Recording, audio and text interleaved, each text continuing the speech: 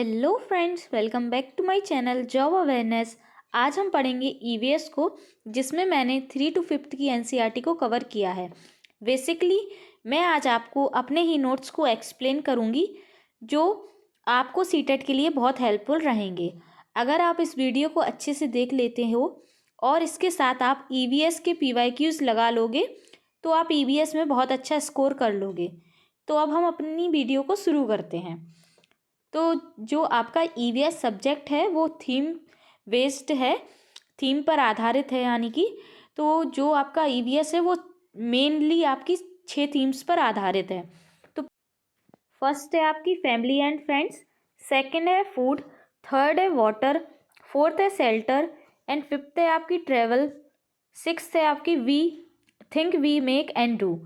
तो ये आपकी जो 6 थीम्स हैं ये आपकी मेन थीम्स हैं, और इन 6 थीमों में से 2 की आपकी सब थीम्स हैं, यानी थीम के अंदर भी और आपके पार्ट्स हैं। तो जो आपकी फर्स्ट थीम है फैमिली एंड फ्रेंड्स, उसमें आपकी 4 थीम्स और हैं, सब थीम्स। तो फैमिली एंड फ्रेंड्स के साथ आपकी आएगी relationship, work and play, animals and plants.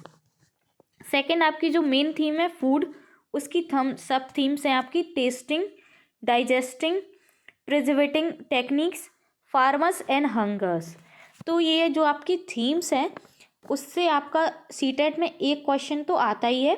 आपका इस टाइप से क्वेश्चन पूछा जाता है, जैसे जो आपकी थीम है मेन थीम, उनमें से आपको 3 जो है आपको मेन मतलब कि मेन थीम दे दी जाएगी और एक आपको सब थीम्स दे दी जाएगी।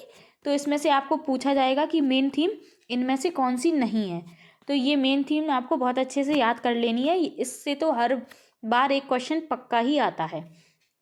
तो ये ईवीएस की थीम्स हो गई। हम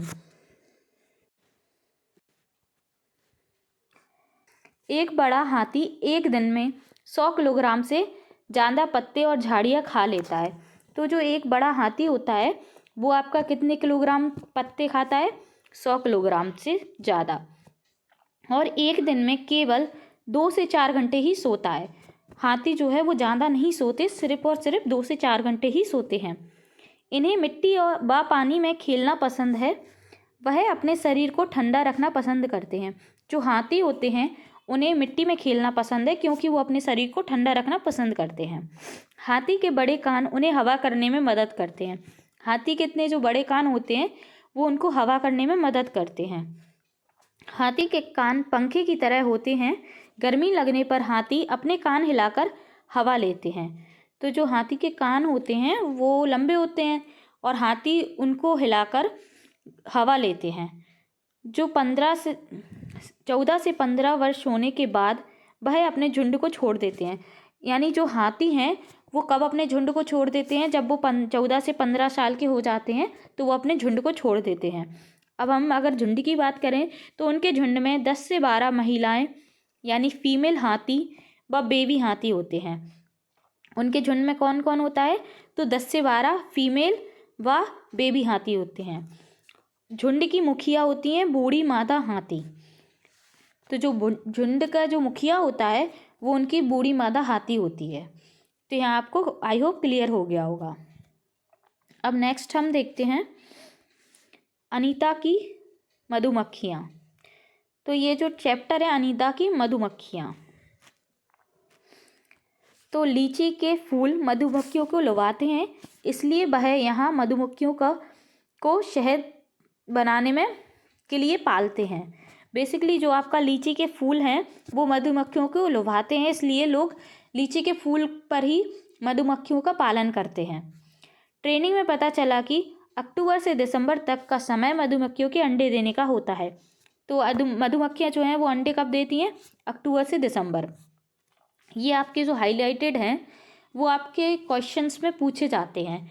जैसे कि हो गया ऐसा क्वेश्चन कि आपका जो मधुमक्खियाँ हैं वो अंडे कब देती हैं, तो ऑप्शन में आपको दे दिया जा सकता है और इसमें आपका मेन जो आंसर होगा वो अक्टूबर से दिसंबर होगा। तो इस तरीके से आपसे क्वेश्चन पूछे जाते हैं।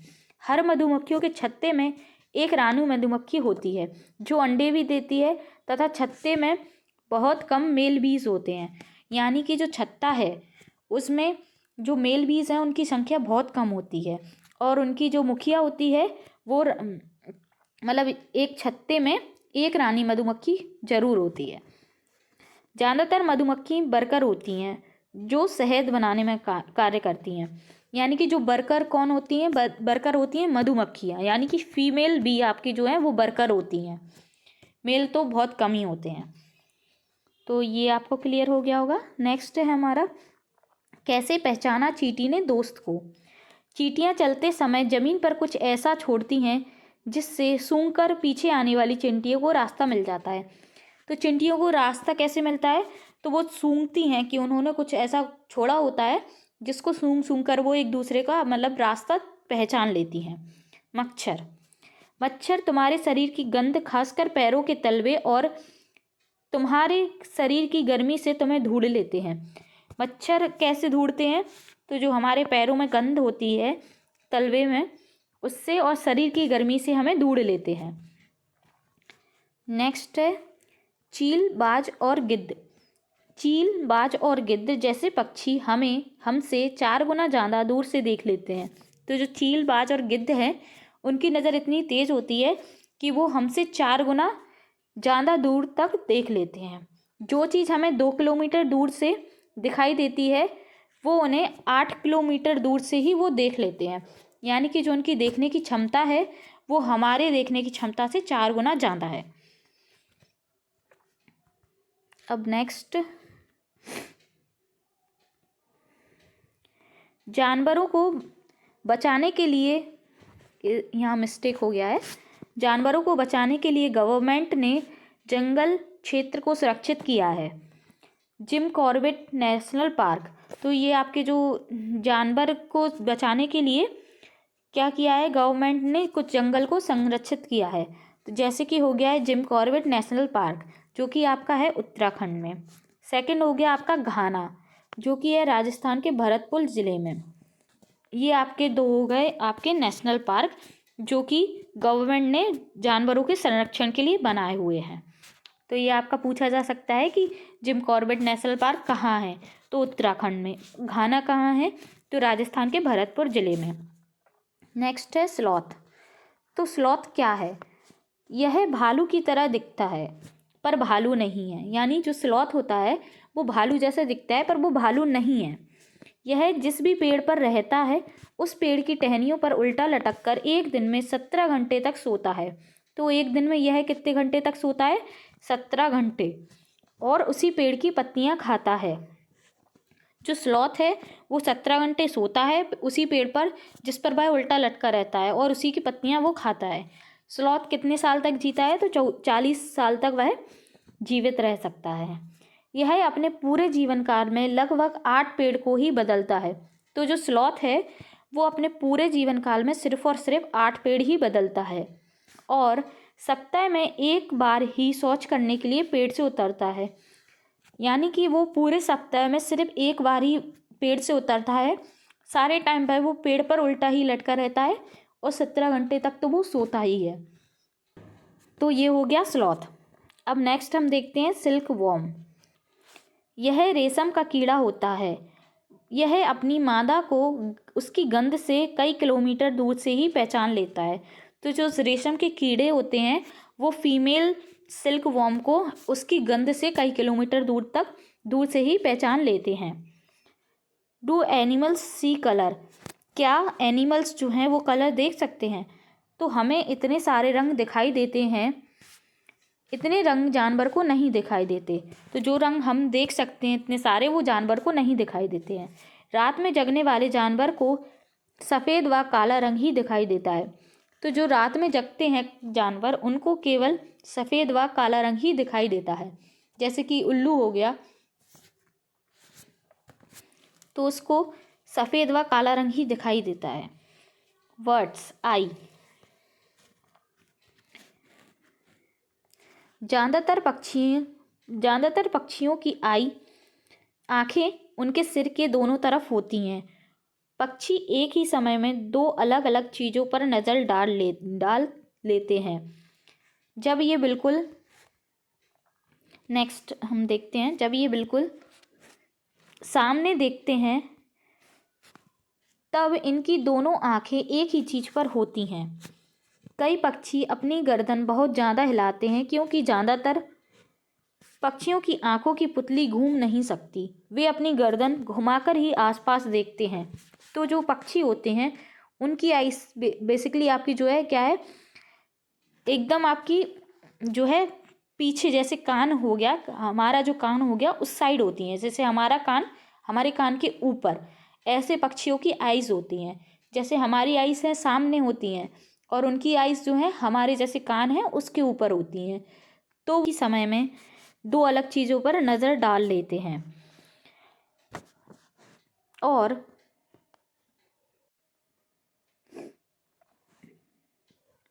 सामने देखते हैं,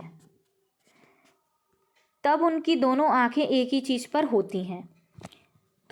तो जब वो सामने देखते हैं तो उनकी दोनों आंखें एक ही चीज़ पर होती हैं और वो एक ही समय में दो अलग अलग जगह पर देख सकते हैं। कई पक्षी अपनी गर्दन बहुत ज़्यादा हिलाते हैं क्योंकि ज़्यादातर पक्षियों की पुतली जो है वो घूम नहीं सकती। जो पक्षियों की जो पुतली है वो घूमते नहीं हैं।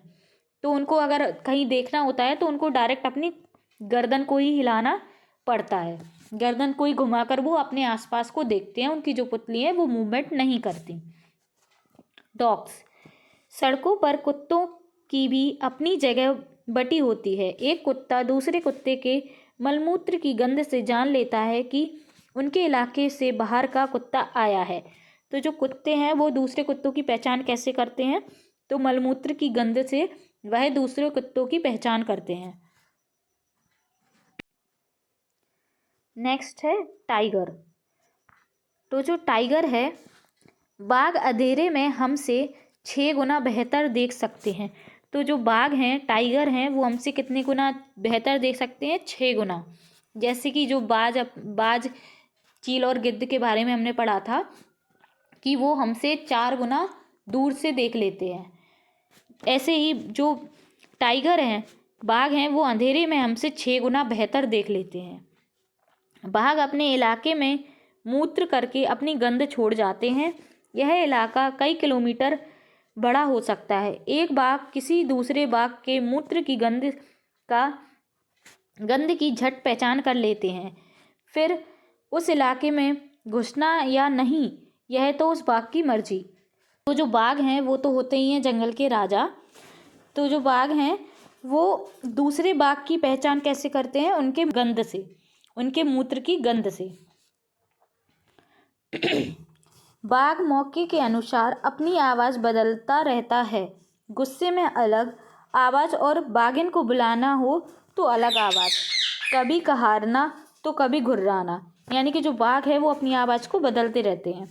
बाघ का घुर्राना 3 किलोमीटर दूर तक सुना जा सकता है। यानी बाघ जो है वो इतने तेज़ दहाड़ते हैं कि उनका चिल्लाना हम 3 किलोमीटर दूर से सुन सकते हैं। बाघ हवा से पत्ते के हिलने और शिकार के झाड़ियों में हिलने से हुई आवाज़ में अंतर को भांप लेते हैं। तो जो बाघ होते हैं वो सुनने में इतने बेहतरीन होते हैं कि वो उस अंतर को पहचान लेते हैं कि जो पत्ता है वो हवा से हिला या फिर कोई जानवर के द्वारा हिलाया गया है। बाघ के दोनों कान बाहर की आवाज़ इकट्ठा करने के लिए अलग अलग दिशाओं में बहुत ज़्यादा घूम भी जाते हैं। तो जो बाघ के कान हैं वो घूम भी जाते हैं अलग जो आवाज़ को इकट्ठा करने के लिए। तो ये हो गया बाघ के बारे में। रैट्स, चूहा की दृष्टि जो है वो कमज़ोर होती है, लेकिन उनमें गंध, स्पर्श और स्वाद की उत्कृष्ट क्षमता होती है। तो जो चूहा है उसकी जो देखने की क्षमता है वो कम होती है, पर वो गंध, स्पर्श और स्वाद की उत्कृष्ट समझ रखते हैं। तो ये हो गया रैट्स के बारे में। नेक्स्ट है स्नेक। तो स्नेक क्या है? हमारे देश में पाए जाने वाले सांपों में से केवल 4 प्रकार के जो सांप हैं वही जहरीले होते हैं। कौन कौन से सांप? नाग यानी कि ये है कोबरा, किंग कोबरा, अफाई, करैत, डुबोइया। तो ये जो 4 प्रकार के सांप हैं, यानी भारत में केवल 4 प्रकार के सांप ही जहरीले पाए जाते हैं। सांप जब किसी को काटता है तो उसके 2 खोखले जहर वाले दांतों से उस व्यक्ति के शरीर में जहर चला जाता है। इस जहर से बचने का एक ही उपाय है कि उस व्यक्ति को सांप ने काटा है उसे तुरंत जहर के असर को खत्म करने वाली दवाई सीरम दी जाए। सीरम सांप के जहर से ही बनाया जाता है और सभी स्वास्थ्य केंद्रों में मिलता है। तो जो दवाई है सांप के काटने की, वो सांप के ही जहर से बनाया जाता है। ये नेक्स्ट है नाग गुम्फन। तो ये जो डिज़ाइन आप देख रहे हो, इसका यूज़ किया जाता है rangoli embroidery as well decoration. यानी जो डिज़ाइन है नाग गुम्फन, इसका यूज़ रंगोली के लिए किया जाता है, कढ़ाई के लिए, डेकोरेशन में यूज किया जाता है। कहाँ यूज होता है इसका? तो सौराष्ट्र, गुजरात और साउथ इंडिया में इस तरीके की डिज़ाइन का यूज किया जाता है। नेक्स्ट है सपेरों को कालबेलियास भी कहा जाता है। तो ऐसे क्वेश्चन आपको पूछा जा सकता है कि सपेरों को और क्या नाम से जाना जाता है। तो सपेरों को कालबेलियास भी कहा जाता है। नेक्स्ट है कान में पक्षी। पक्षियों के कान दिखते नहीं हैं, लेकिन उनके शरीर के दोनों तरफ छोटे छोटे छेद होते हैं। उन्हीं छिद्रों की मदद से पक्षी सुनते हैं। तो जो पक्षियों के कान होते हैं वो होते तो हैं पर दिखाई नहीं देते क्योंकि वो बहुत छोटे होते हैं। छिपकली और मगरमच्छ। छिपकली और मगरमच्छ में भी छोटे छोटे छेद जैसे कान होते हैं, लेकिन आसानी से दिखाई नहीं देते। तो ये आपका क्वेश्चन पूछा जा सकता है कि छिपकली और मगरमच्छ के कान होते हैं या नहीं। तो छिपकली और मगरमच्छ के कान होते तो हैं, परंतु बहुत छोटे होते हैं, इसलिए वो आसानी से दिखाई नहीं देते। जानवर। जिन जानवर के कान बाहर दिखाई देते हैं, उनके शरीर पर बाल होते हैं, वे बच्चे देते हैं। तो ये एक लॉजिक वाली बात है कि जो भी जानवर हैं, उनके कान हमें दिखाई देते हैं और शरीर पर बाल होते हैं, तो वे बच्चे को जन्म देते हैं। जैसे कि उदाहरण से आप ले सकते हो गाय को। तो गाय के हमें कान भी दिखाई देते और गाय के शरीर पर बाल भी होते हैं, तो वो क्या करते हैं? बच्चे को जन्म देते हैं। और जिन जानवर के कान दिखाई नहीं देते, उनके शरीर पर बाल नहीं होते हैं, वे अंडे देते हैं। तो ये उदाहरण के लिए आप समझ सकते हो, जैसे मगरमच्छ। तो जो मगरमच्छ है, उनके कान हमें नहीं दिखाई देते और उनके शरीर पर बाल नहीं होते। मगरमच्छ के शरीर पर बाल नहीं होते और उनके कान हमें दिखाई नहीं पड़ते। तो मगरमच्छ क्या है? वो अंडे को जन्म देते हैं। तो ये एक लॉजिक वाली बात है। आप सोच भी सकते हो कि आप ऐसे अनुमान लगा सकते हो। तो ये हो गया आपका जानवर के बारे में। नेक्स्ट, जानवरों के शरीर पर बनने वाले पैटर्न उनके बालों की वजह से होते हैं। तो कुछ जानवर हैं ना, जैसे कि शेर हो गया, चीता हो गया, जिराफ हो गया, तो उनके जो शरीर हैं उन पर कुछ पैटर्न बन के आ जाते हैं उभरे हुए। तो वो पैटर्न किस वजह से बनते हैं? उनके बालों की ही वजह से उनके वो पैटर्न दिखाई देते हैं।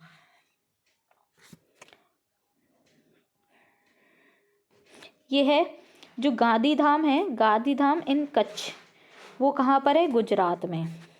अहमदाबाद और वलसाड कहाँ है? गुजरात में। तो बेसिकली ये उस ईवीएस में ही कुछ टैग्स दिए होंगे जो मैंने यहाँ पर नोट कर दिए, कि जो ऐसे आपका पूछा भी जाता है कि जो गांधीधाम इन कच्छ है वो कहाँ है? गुजरात में। और अहमदाबाद और वलसाड कहाँ है? तो वो भी आपका गुजरात में है। तो ये आपके शहर के नाम हो गए। मधुबनी पेंटिंग, जो कि बहुत फेमस क्वेश्चन है सीटेट में। यह चित्रकला बहुत पुरानी है। बिहार में मधुबनी नाम का एक जिला है। त्योहारों और खुशी के मौके पर वहाँ घर की दीवारों पर और आंगन में इस तरह के चित्र बनाए जाते हैं, इसलिए इसका नाम मधुबनी पड़ा। तो जो मधुबनी पेंटिंग है उसका नाम मधुबनी इसलिए पड़ा क्योंकि इसका उपयोग बिहार के मधुबनी जिले में ज़्यादा किया जाता है, तो उसका नाम उस जिले से ही पड़ा, मधुबनी। यह चित्र पिसे हुए चावल के घोल में रंग मिलाकर बनाए जाते हैं। तो जो मधुबनी के जो चित्र हैं वो कैसे बनाए जाते हैं, चावल के घोल में रंग मिलाकर। ये रंग भी खास तरह के होते हैं। इन्हें बनाने के लिए नील, हल्दी, फूल, पेड़ों के रंग आदि का इस्तेमाल किया जाता है। चित्रों में इंसान, जानवर, पेड़, फूल, पंछी, मछलियाँ और अन्य कई जीव जंतु के साथ बनाए जाते हैं। तो जो मधुबनी पेंटिंग है उसका जो बनाने का तरीका है वो चावल के घोल से उसको बनाया जाता है। तो रंग बनाने के लिए जो है हल्दी, नील जैसे प्रोडक्ट्स का उपयोग किया जाता है। और बेसिकली जो मधुबनी पेंटिंग है वो उसमें क्या बनाया जाता है, तो इंसान, जानवर, पेड़, फूल, पंछी, मछलियाँ और अन्य कई जीव जंतु के साथ बनाए जाते हैं मधुबनी पेंटिंग। तो मधुबनी पेंटिंग कहाँ की है, बिहार की। नेक्स्ट है पश्मीना। तो जो पश्मीना है उसका नाम तो आपने सुना ही होगा, जो कि फेमस शॉल है। तो जो पश्मीना शॉल है, शॉल में 6 स्वेटर के बराबर की गर्मी होती है। यानी जो हम नॉर्मल स्वेटर्स पहनते हैं वो उसके 6 स्वेटर और पश्मीना का 1 स्वेटर। तो पश्मीना के शॉल में 6 स्वेटर के बराबर गर्मी होती है। इतनी गर्मी पर मोटी बिल्कुल नहीं। यानी जो पश्मीना शॉल होती है वो बहुत सॉफ्ट और बहुत पतली होती है पर बहुत गर्म होती है। यह पश्मीना बनती है पहाड़ी बकरियों की एक खास नस्ल से, जो कि आपकी है चांगथांगी गॉड्स। तो पश्मीना का जो पश्मीना की जो शॉल बनती है आपकी, वो किससे बनती है, चांगथांगी गॉड्स के बाल से, जो लगभग 5000 मीटर की ऊंचाई पर रह सकती हैं। यहाँ पर इतनी सर्दी होती है कि जो तापमान है आपका, जो तापमान है वो 0 डिग्री सेंटीग्रेड से भी बहुत कम, -40 डिग्री सेंटीग्रेड तक चला जाता है। इतनी सर्दी में बचने के लिए बकरियों के शरीर पर बहुत ही बारीक और नरम बाल उगाते हैं जो गर्मियों में झड़ जाते हैं। ये बाल बहुत ही पतले होते हैं, इतने पतले कि बकरियों के 6 बाल मिलाकर हमारे शरीर के सिर के 1 बाल के बराबर। यानी कि जो बकरी का जो बाल होता है वो हमारे बाल का 1 बाल और बकरी के बाल का 6 बाल के बराबर होता है। यानी बहुत ही बारीक होता है, बाल की मोटाई के बराबर होता है। इसलिए पश्मीना शॉल को मशीनों द्वारा नहीं बुना जा सकता, क्योंकि जो बाल बहुत पतले होते हैं इसलिए इसको मशीन द्वारा नहीं बुना जा सकता। इसकी बुनाई हाथों से करने के लिए खास बुनकर होते हैं।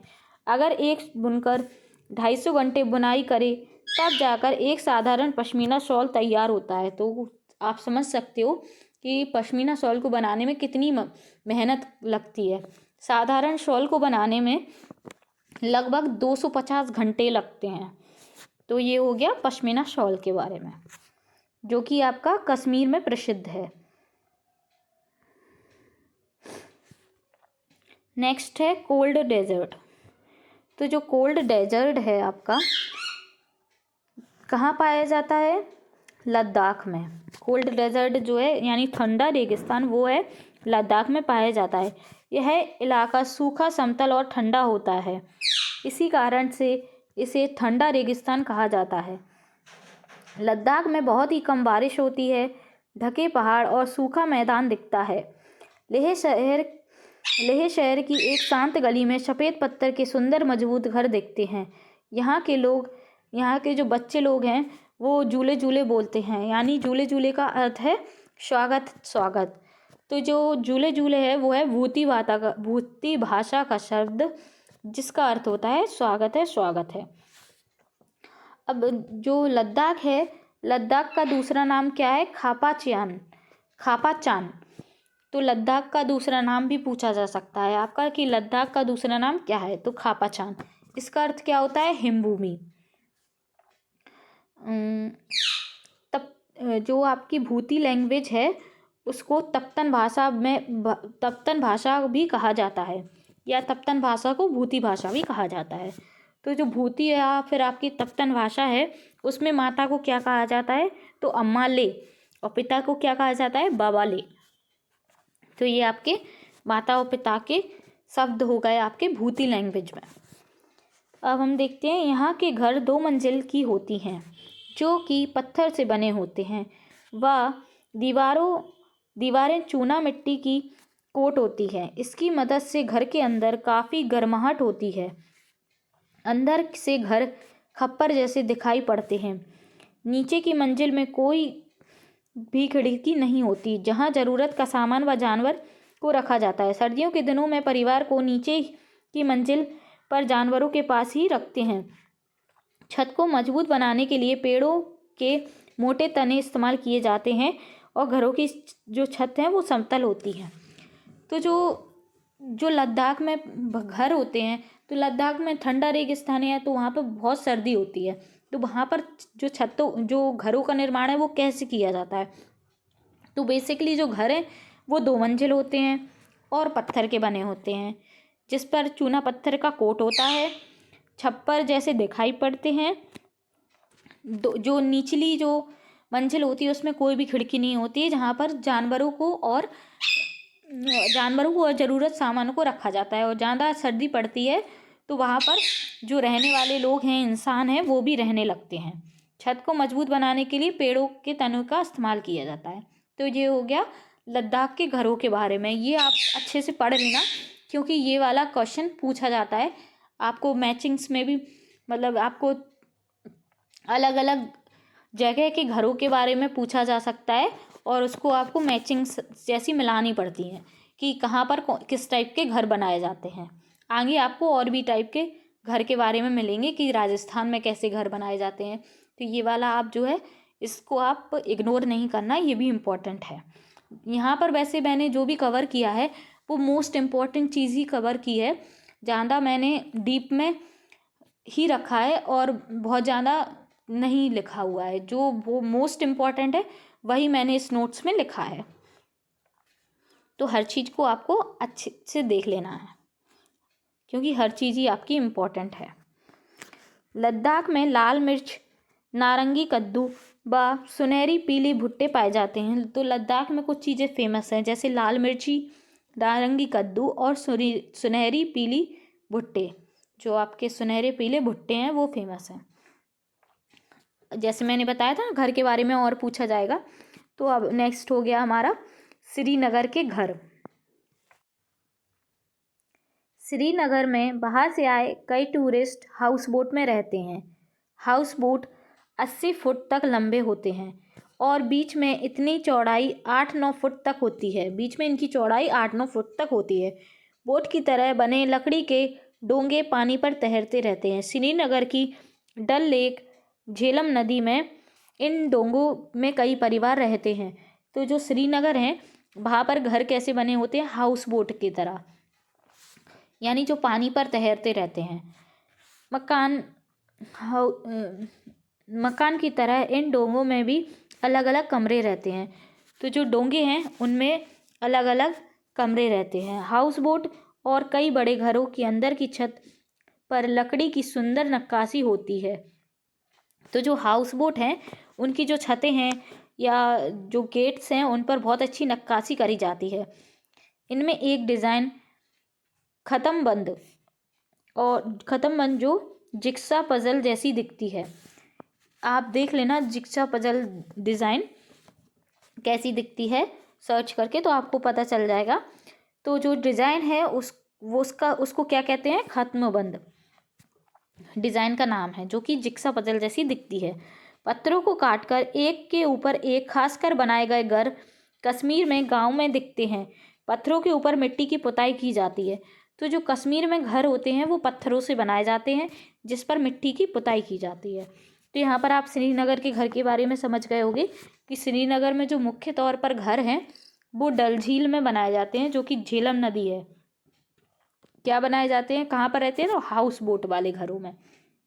नेक्स्ट है कश्मीर वाला। तो कश्मीर में पत्थरों के घर बने होते हैं जिस पर मिट्टी की पुताई की जाती है। और जो कश्मीर वाले घर हैं उनके बारे में कुछ और बातें। और लकड़ी का भी इस्तेमाल किया जाता है। इन घरों की छत ढलवा होती है, यानी कि ढाल नुमा होती है।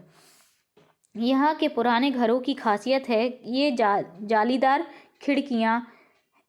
मतलब यहाँ के जो घर हैं उनकी खासियत क्या है, जालीदार खिड़कियाँ। ये बाहर की ओर उभरी होती हैं, इन्हें डब कहते हैं। तो जो कश्मीर में जो घर हैं उनमें जो खिड़कियाँ हैं उनको क्या कहा जाता है, जालीदार जो उभरी हुई खिड़कियाँ हैं उनको कहा जाता है डव। इसमें बैठकर बाहर का नज़ारा बढ़िया दिखता है। यहाँ के पुराने घरों की खासियत है पत्थर, ईंट और लकड़ी को मिलाकर बनाना। घरों के दरवाजों, खिड़कियों पर डिज़ाइनदार मेहराब बनाना। तो यहाँ के जो कश्मीर के घर हैं उनकी खासियत ही यही है कि वो पत्थर, ईंट और लकड़ी को मिलाकर बनते हैं और उन पर जो है डिज़ाइन बहुत अच्छी नक्काशी की जाती है। मेहराब मेहराब इस टाइप से उन पर जो है बहुत अच्छी नक्काशी की जाती है। तो ये हो गया कश्मीर के घरों की खासियत। नेक्स्ट है हमारा, मेंडल ने पौधों में क्या पाया था। तो मेन क्या है आपका, फादर ऑफ जेनेटिक्स किसे कहा जाता है। तो जो मेंडल हैं उन्हें ही फादर ऑफ जेनेटिक्स कहा जाता है। उन्होंने पाया कि मटर के पौधों में कुछ ऐसे गुण होते हैं जो झाड़ियों में आते हैं, जो जोड़ियों में आते हैं, जैसे बीज का चिकना या खुरदरा होना, पीला या हरा होना, और पौधों के तने का लंबा या नाटा होना। पर चिकने बीज वाले और खुरदरे बीज वाले पौधों के बच्चे भी, यानी अगली पीढ़ी के पौधे भी बीज या तो चिकने या खुरदरे होते हैं। यानी ऐसा नहीं होता है कि एक बीज थोड़ा चिकना हो और थोड़ा खुरदरा बन जाए। इस तरह रंग के गुण भी अलग पीढ़ी के पौधों के बीज या तो पीले होते हैं या हरे। पीला और हरा गुण मिलकर कोई रंग नहीं बनता। तो यानी जो पेड़ जो होते हैं, पौधे होते हैं, उनके दो रंग मिलकर अगला मतलब कोई और रंग नहीं बनता, या तो वो पीले ही होंगे या फिर वो हरे होंगे। यही नहीं, मेंडल ने तो यह बताया कि मटर की अगली पीढ़ी के पौधों में ज़्यादा पीले बीज वाले ही होंगे। इसी तरह उन्होंने बताया कि अगली पीढ़ी में चिकने बीज ज़्यादा होंगे। तो बेसिकली ये क्या है, जो मेंडल ने जो प्रयोग किया था उसमें क्या नतीजा निकला उसको ही यहाँ पर बताया गया है। तो मेंडल हैं वो बॉर्न हुए थे ऑस्ट्रेलिया में, इनका जन्म हुआ था 1822 में। इन्होंने कितने प्लांट्स पर एक्सपेरिमेंट किया था, तो कुल 28,000 प्लांट्स पर इन्होंने अपना एक्सपेरिमेंट किया था। नेक्स्ट है, सुनीता बताती है अंतरिक्ष की कुछ मज़ेदार बातें। हम एक जगह टिककर तो बैठ ही नहीं सकते। यानी जो अंतरिक्ष के बारे में वो सुनीता बताती हैं कि यहाँ पर हम एक जगह टिककर बैठ ही नहीं सकते। यान में एक जगह दूसरी जगह तैरते हुए पहुँचते हैं। यानी कि जो अंतरिक्ष यान है उसमें एक जगह से दूसरी जगह कैसे पहुँचते हैं, तो तैर के पहुँचना पड़ता है।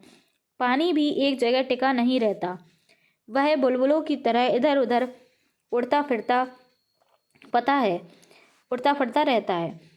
पता है, हाथ मुंह धोने के लिए हमें तैरते बुलबुलों को पकड़कर कपड़ा गीला करते और हाथ मुंह साफ करते। तो उन्होंने बेसिकली अंतरिक्ष की जो है एक्सपेरिमेंट, जो अपना अंतरिक्ष का एक्सपीरियंस है वो शेयर किया है।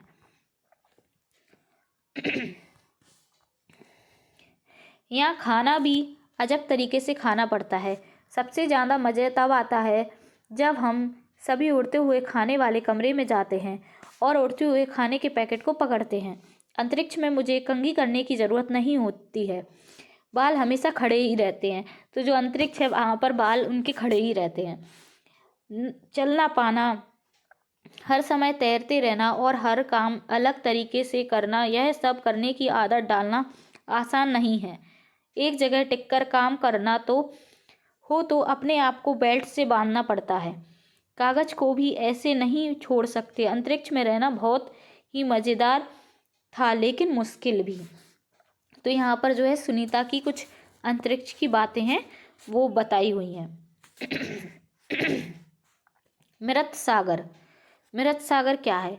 जो मृत सागर है वो कहाँ पाया जाता है, तो जॉर्डन और इजराइल में। वैसे तो सभी सागरों में पानी में नमक होता है, लेकिन मृत सागर दुनिया का सबसे नमकीन सागर है। इतना नमकीन कि लगभग 1 लीटर पानी में 300 ग्राम नमक। इस सागर में हम डूब नहीं सकते क्योंकि इस सागर में हमारे शरीर ऐसे तैरता है जैसे हम आराम से लेटे हुए हैं। जैसे नींबू नमक के पानी में तैरता है। अगर हम एक गिलास पानी में नमक डालेंगे, ज़्यादा सा नमक, और उस पर अगर हम नींबू रखेंगे तो वो क्या है, जो पानी में तैरेगा। तो उस तरीके से हम जो है मृत सागर में तैरते हैं, डूब नहीं सकते। तो ये हो गया मृत सागर के बारे में, जो कि आपका जॉर्डन और इजराइल में स्थित है। दांडी यात्रा, यह घटना 1930 की है। भारत की आज़ादी से पहले बहुत सालों से अंग्रेज ने आम लोगों के नमक बनाने पर रोक लगाई थी। ऊपर से नमक पर भारी टैक्स भी लगा दिया था।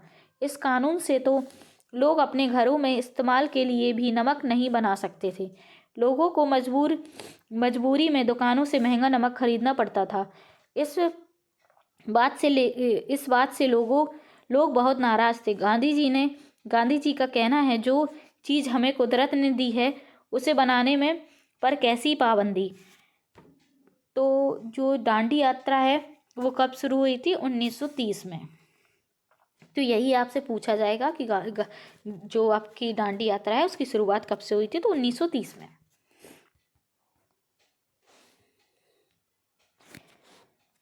तब उन्होंने लोगों के साथ मिलकर अहमदाबाद से दांडी के समुद्र तट तक एक लंबी यात्रा की और गलत कानून को तोड़ा।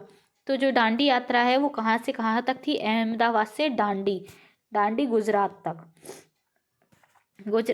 अहमदाबाद से दांडी के समुद्र तट तक एक लंबी यात्रा की और गलत कानून को तोड़ा। समुद्र में पानियों को जमीन पर क्यारियों में भर दिया जाता है। तेज धूप में पानी सूख जाता है और नमक के ढेर वहीं रह जाते हैं। इस प्रकार नमक बनाया जाता है। तो बेसिकली नमक कैसे बनाया जाता है? तो नमक को जो है ज़मीन में क्यारियों में भर दिया जाता है और तेज़ धूप में उन्हें छोड़ दिया जाता है। तो जो पानी जब सूख जाता है तो नमक इकट्ठा हो जाता है। इस प्रकार बेसिक सी प्रोसेस से नमक बनाया जाता है। नेक्स्ट है झूम खेती। तो झूम खेती कहाँ पर फेमस है? तो मिजोरम में। एक फसल काटने के बाद ज़मीन को कुछ साल तक आराम करने देते हैं। झूम खेती कैसे की जाती है? तो अगर एक फसल काटने के बाद ज़मीन को कुछ सालों तक आराम करने छोड़ देते हैं, इसमें खेती नहीं करते। यह जगह जो बांस या जंगल उगाते हैं, उगाते हैं उसे उखाड़ते नहीं हैं, उसे गिराकर जला देते हैं। यह राख जमीन में खाद का काम करती है। तो बेसिकली जो है झूम खेती कैसे करते हैं कि कुछ सालों तक तो ज़मीन को आराम दिया जाता है और जो जंगल या बांस उगाते हैं उनको काटते नहीं हैं, उनको जला देते हैं। अगर उनको जलाएंगे तो उसमें से जो राख निकलेगी वही क्या करती है? वही खाद का काम करती है। ज़मीन को जलाते हुए आसपास के पेड़ ना जलें, जंगलों को नुकसान ना हो, यह देखना पड़ता है। फिर जब इस ज़मीन में खेती की बारी आती है तो ज़मीन को जोता नहीं जाता। मिट्टी को हल्के से हिलाकर बीज छिड़क देते हैं। एक ही खेत में अलग अलग तरह के बीज जैसे मकई, सब्जियां, मिर्च और चावल बोए जाते हैं। तो जो अल-बिरूनी की नज़र से 1000 से भी ज़्यादा साल पहले एक यात्री भारत आया। इसका नाम था अल-बिरूनी। अल-बिरूनी जिस देश से आया था उसे आजकल उज्बेकिस्तान कहते हैं। तो अल-बिरूनी कहाँ से आया था? उज्बेकिस्तान से। अल-बिरूनी ने बहुत ही बारीकी से चीज़ों और जगह को देखा, उनके बारे में लिखा, ख़ास तौर पर वे जो उन्हें अपने देश में अलग लगी। यानी जब वो अल-बिरूनी भारत आए थे तो उन्होंने बहुत सी जगहों पर घूमा और जो भी उनके देश से अलग चीज़ें थीं वो उन्होंने नोट की। अल-बिरूनी उस समय के तालाबों के बारे में लिखते हैं। अल-बिरूनी ने अपनी बुक में क्या लिखा?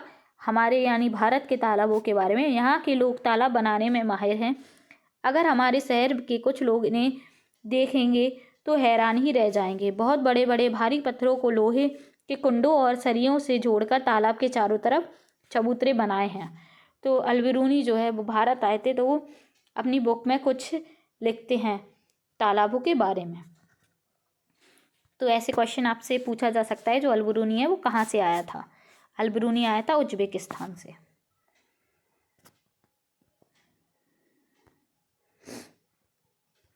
नेक्स्ट है हाउस।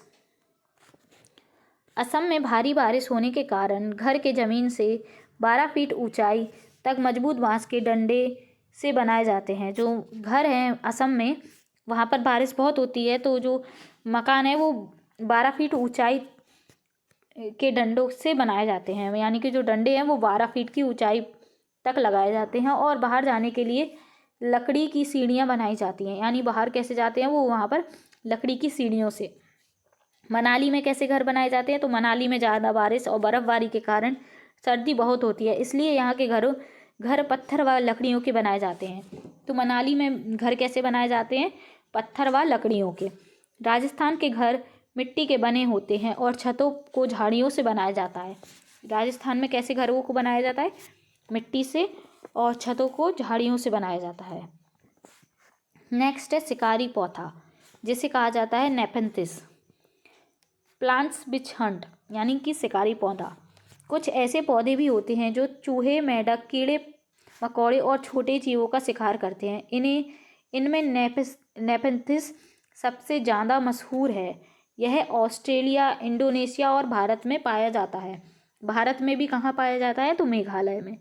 तो ये आपसे पूछा जा सकता है कि नेपेंथिस जो पौधा है या शिकारी जो पौधा है वो कहाँ कहाँ पाया जाता है। तो इसका आकार लंबे घड़े जैसा होता है। तो इसका आकार कैसा होता है, ऐसे घड़े की तरह होता है, घड़े की जैसा होता है। इसके ऊपर पत्ती का ढक्कन लगा होता है। घड़े में खास खुशबू निकलती है। तो जो पौधा है उसमें से एक खुशबू निकलती है जिसकी वजह से कीड़े खींचे चले आते हैं। पौधे के ऊपर पहुंचते ही कीड़े अंदर फंस जाते हैं और बाहर नहीं निकल पाते। यानी क्या होता है, जब यहाँ पर कीड़े आते हैं, बैठते हैं, तो ये वाला जो ढक्कन है वो बंद हो जाता है और वहाँ पर जो कीड़े हैं वो फंस जाते हैं। तो इस तरीके से इसका नाम क्या पड़ा, शिकारी पौधा। मलेरिया की दवाई। मलेरिया की दवाई बहुत पुराने समय से सिनकोना पेड़ की छाल से बनाया जाता है, जिसे क्या कहते हैं, कोनैन। पहले तो लोग छाल को उबालकर और छानकर ही इस्तेमाल करते थे, लेकिन अब छाल से दवाई बनाते हैं। मलेरिया किससे फैलता है, तो ये आपका पूछा जाता है। तो मलेरिया फैलता है आपका फीमेल मॉस्किटो, जिसका नाम है एनाफिलिस, मादा मच्छर से फैलता है। तो जो आपका मलेरिया है वो किस मच्छर से फैलता है, तो एनाफिलिस नामक मादा मच्छर से। मलेरिया की जांच के लिए खून का उपयोग किया जाता है। मलेरिया के जीवाणु का पता माइक्रोस्कोप से चलता है। तो जो मलेरिया की जांच है वो कैसे होती है, तो खून की जांच से ही मलेरिया की जांच होती है। और मलेरिया की खोज की थी रोनाल्ड रोस ने। और मलेरिया की जो दवाई है वो बनाई जाती है सिनकोना पेड़ की छाल से। तो यहाँ पर आपके 3 क्वेश्चन बन सकते हैं। पहला तो ये कि आपकी जो दवाई है वो किससे बनाई जाती है, सिनकोना पेड़ की छाल से। सेकंड आपका जो मलेरिया है वो फैलता किस मच्छर से है, तो फीमेल मॉस्किटो से फैलता है, एनाफिलिस से। और इसकी खोज किसने की थी, तो रोनाल्ड रोस ने। नेक्स्ट है दिल्ली के स्कूल में अनीमिया की कारण परेशानी। तो इसमें अभी कुछ ज़्यादा इम्पोर्टेंट नहीं है, एनीमिया के बारे में बताया गया है कि एक स्कूल है उसमें एनीमिया फैला हुआ था, उसकी ही इधर स्टोरी दी हुई है। तो नॉर्मल जो आपका हीमोग्लोबिन की रेंज है वो 12 से 16 होना चाहिए, 16 ग्राम। तो 12 से 16 हीमोग्लोबिन की रेंज है नॉर्मली। बेलक्रो यह घटना 1948 की है। एक दिन जॉर्ज मेंस्ट्रल अपने कुत्ते के साथ सैर पर लौटे। इन्होंने पाया कि उन दोनों पर बीज चिपके हैं। इन बीजों को उनने कपड़ों पर चिपका कर देखा। वे हैरान रह गए। झट माइक्रोस्कोप निकाला। बीजों को बारीक से देखने के लिए बीजों में छोटे छोटे हुक थे, यानी बीज इस टाइप के थे, हुक टाइप के। उनकी मदद से बीज कपड़े में रेशों में अटक गए थे। यह देखकर मेंस्ट्रल को आइडिया आया कि बेलक्रो बनाने का। बेलक्रो से दोनों सतह चिपक जाते हैं और खुलने पर चर चर की आवाज़ आती है। तुमने बस्ते, कपड़े, जूते, पट्टी आदि में इसका इस्तेमाल किया जाता है। तो बेलक्रो बेसिकली क्या है, जब हम सैंडल्स होती हैं जो, उसमें जो ब्लैक कलर का नहीं लगाया जाता है जिसपे सैंडल को कवर को चिपका दिया जाता है, तो वही वेलक्रो होता है। तो वेलक्रो की खोज किसने की थी, जॉर्ज मेंस्ट्रल ने। नेक्स्ट है जमीन से खजाना। यह पता लगाना आसान नहीं है कि जमीन के अंदर गहराई में तेल कहाँ मौजूद है। वैज्ञानिक ने खास तरीके से मशीनों से यह समझते हैं और अंदाज़ा लगाते हैं कि फिर गहराई तक पाइप और मशीन डालकर तेल ऊपर खींचा जाता है। तो तेल कैसे निकाला जाता है? तो तेल जो है वो मशीनों की सहायता से गहराई में पाइपों द्वारा ज़मीन से तेल निकाला जाता है। नेक्स्ट है आपका, इस टाइप से कुछ क्वेश्चंस आते हैं, इनको आप प्रैक्टिस कर लेना, देख लेना इनको। नेक्स्ट है, नींबू साधारण पानी में डूब जाता है लेकिन नमकीन पानी में तैरता है, क्योंकि नमकीन पानी का घनत्व साधारण पानी के घनत्व से अधिक होता है। तो जो नींबू है वो पानी में जो साधारण नींबू है वो पानी में डूब जाता है, और अगर पानी में हम अगर नमक मिला देते हैं तो वो तैरता है। तो किस कारण से तैरता है? तो नमकीन पानी का घनत्व साधारण पानी के घनत्व से अधिक होने के कारण नींबू जो है वो पानी पर तैरता है। तरुण भारत संघ, यह एक संस्था है जो बुजुर्गों से मिलकर यह जानने की कोशिश करती है कि उनके ज़माने में पानी का इस्तेमाल किस तरह का था। संघ के लोग पुराने तालाबों की मरम्मत करते हैं और नए तालाबों को भी बनाते हैं। तो तरुण भारत संघ बुजुर्गों से पुरानी जो है इन्फॉर्मेशन कलेक्ट करने के लिए बेसिकली। तो स्टील की कटोरी पर लगाने वाला बल उसके भार की तुलना में कम है, इसलिए स्टील की कटोरी पानी में तैरती है। तो कुछ ये कॉन्सेप्ट हैं जो स्टार करके लिखे हुए हैं। स्टील की कटोरी पर लगाने वाला बल उसके भार की तुलना में कम है, इसलिए स्टील की जो कटोरी है वो पानी पर तैरती है। बिछेंद्री पाल, बिछेंद्री पाल कौन थी? तो बिछेंद्री जो पाल हैं वो उत्तराखंड की रहने वाली हैं, जिन्होंने एवरेस्ट पर चढ़ने वाली पहली भारतीय महिला व विश्व की 5वीं महिला है। तो बिछेंद्री पाल कौन है? बिछेंद्री पाल एवरेस्ट पर चढ़ने वाली प्रथम भारतीय महिला व विश्व में 5वीं भारतीय महिला है। माउंट एवरेस्ट, जिसकी ऊंचाई है 8,900 मीटर, तो जो एवरेस्ट की सबसे ऊंची चोटी है वहाँ पर बिछेंद्री पाल कब पहुँची थी? तो 23 मई को दोपहर में पहुँची थी। और जो एवरेस्ट का नेपाली नाम है वो है सागरमाथा। जो बिछेंद्री पाल हैं वो वहाँ पर कितने टाइम तक रुकी थी? तो 43 मिनट्स तक वहाँ पर रुकी हुई थी। नेहरू इंस्टीट्यूट ऑफ माउंटेनरी उत्तरकाशी, यानी कि इस इंस्टीट्यूट की सहायता से वो एवरेस्ट पर पहुंची थी। कब पहुंची थी? तो 23 मई को। In 1984 Bachendri was selected as a team member to claim the mountain. तो वो कब सिलेक्ट हुई थी? 1984 को माउंट एवरेस्ट पर चढ़ने के लिए। सो आज के लिए इतना ही। आगे के टॉपिक हम सेकंड पार्ट में कवर करेंगे। फर्स्ट और सेकंड पार्ट में आपकी ईवीएस कंप्लीट हो जाएगी। अगर आपको इस वीडियो का पार्ट 2 चाहिए तो मुझे कमेंट ज़रूर करना, जिससे मुझे मोटिवेशन मिले। So if you like my video then like, share and subscribe my channel. Thank you.